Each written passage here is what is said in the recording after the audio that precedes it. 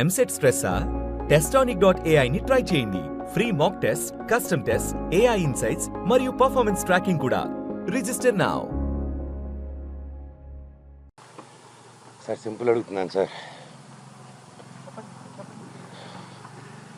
CM Revanth Reddy గారిని, బట్టి విక్రమార్క గారిని,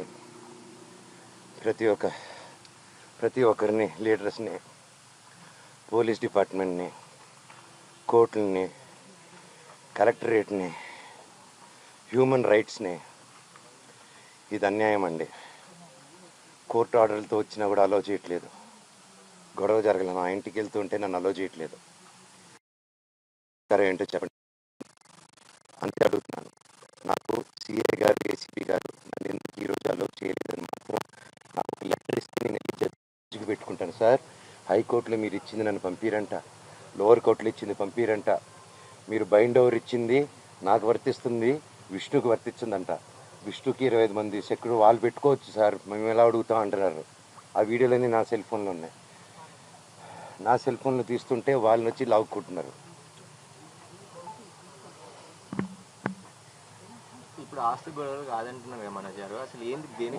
నా తల్లి మీద నా పిల్లల మీద ప్రమాణం చేసి చెప్తున్నాను, ఏ రోజు నేను ఆస్తి అడగలేదు, నా భార్య కూడా ఆస్తి అడగలేదు. మా రెండు పక్కల ఆస్తి గురించి మేము ఏ రోజు సంభాషణ తీయలేదు. మాకు దొంగ సిగ్నేచర్లు పెట్టారు, ఫ్రాజరీలు చేశారు.